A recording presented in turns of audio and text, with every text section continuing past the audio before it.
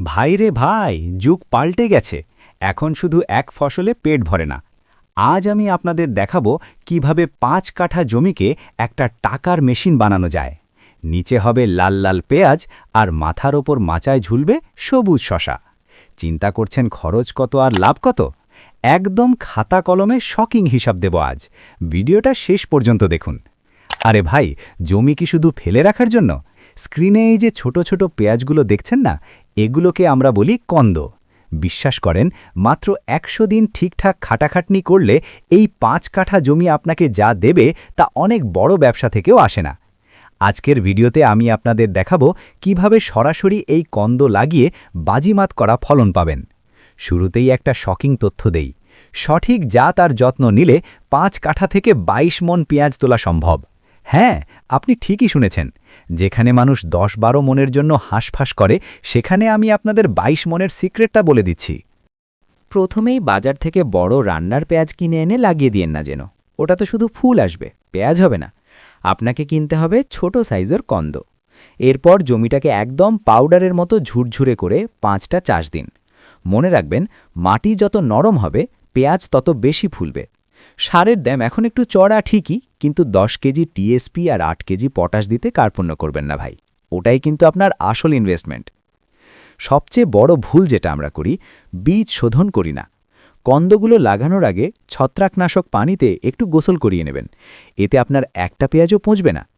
এবার রোপণের পালা। খুব বেশি গাদাগাদি করবেন না, আবার খুব দূরেও না। ১৫ সেন্টিমিটার সারি আর ১০ সেন্টিমিটার দূরত্ব রেখে ঠিক ১ ইঞ্চি গভীরে কন্দগুলো গুজে দিন। পরিচর্যার কথা যদি বলি, পেঁয়াজ কিন্তু খুব আদুরে। একে বেশি পানি দিয়ে ডুবিয়ে দেবেন না। আবার মাটি যেন শুকিয়ে কাঠ না হয়। আর আগাছা, ওটা তো পেঁয়াজের জানের শত্রু। ২০ দিন পরপর নিড়ানি দিয়ে জমি চকচকে রাখবেন। এবার আসি সেই মাথা নষ্ট করা হিসাবে। ৫ কাঠা জমিতে আপনার খরচ বড়জোর ৮,০০০ টাকা। কিন্তু যখন ওই ২২ মণ পেঁয়াজ হারভেস্ট করবেন আর পাইকারি রেট অনুযায়ী প্রতি মণ অন্তত ১,১২০ টাকায় বেচবেন, তখন আপনার পকেটে আসবে ২৪,৬৪০ টাকা। খরচ বাদ দিয়ে নিট লাভ থাকছে ১৬,০০০ টাকার আশেপাশে। মাত্র ৩ মাসে ৫ কাঠা জমি থেকে ১৬,৬৪০ টাকা লাভ ভাবা যায়? পেঁয়াজ লাগানোর ১০-১৫ দিন পর যখন ছোট ছোট চারা উকি দেবে, তখনই মাচার গোড়ায় উন্নত জাতের শশার বীজ পুঁতে দিন।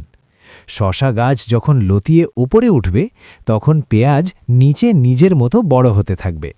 শশার পাতা যেন খুব বেশি ঘন না হয়, সেদিকে খেয়াল রাখবেন, যাতে নিচের পেঁয়াজ পর্যাপ্ত রোদ পায়। মনে রাখবেন, শশা আর পেঁয়াজ একে অপরের বেস্ট ফ্রেন্ড। শশার গন্ধে অনেক পোকা পেঁয়াজের ধারে কাছেও আসবে না। এবার শুনুন আমার শক্তিশালী সিক্রেট টিপ। বাড়তি দামি সার কেনার একদম প্রয়োজন নেই। রান্নার পর ফেলে দেওয়া পেঁয়াজের খোসা ৩ দিন পানিতে ভিজিয়ে রাখুন। এরপর সেই ম্যাজিক পানি ছেঁকে শশা গাছের গোড়ায় দিন। এই অর্গ্যানিক ফার্টিলাইজার ব্যবহারে আপনার শশা গাছের গ্রোথ হবে রকেটের মতো দ্রুত। এবার একটু হিসাবটা দেখুন। জমি প্রস্তুতি ও বীজ ১৫০০ টাকা, মাচা তৈরি ১০,৫০০ টাকা, সার ও কীটনাশক ৩,০০০ টাকা, মোট খরচ ১৫,০০০ টাকা। ৫ কাঠা জমিতে সাধারণত ৬০০ থেকে ৭০০টি গাছ রোপণ করা যায়। সেই হিসাবে আপনার মোট উৎপাদন হতে পারে ১৫০০ থেকে ২,০০০ কেজি।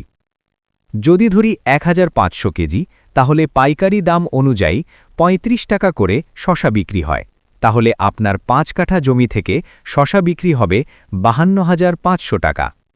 তাহলে খরচ বাদ দিয়ে আপনার থাকছে ৩৭,৫০০ টাকা। আপনার ৫ কাঠা জমিন থেকে ২টি ফসলের মোট লাভ হচ্ছে, খরচ বাদ দিয়ে পেঁয়াজের থেকে লাভ পাবেন ১৬,৬৪০ টাকা, শশা থেকে লাভ পাবেন ৩৭,৫০০ টাকা। মোট লাভ ৩ মাসে ৫৪,১৪০ টাকা। তো বস, বসে থাকার সময় শেষ। মাটি কামড়ে পড়ে থাকুন, ফলন কথা বলবে।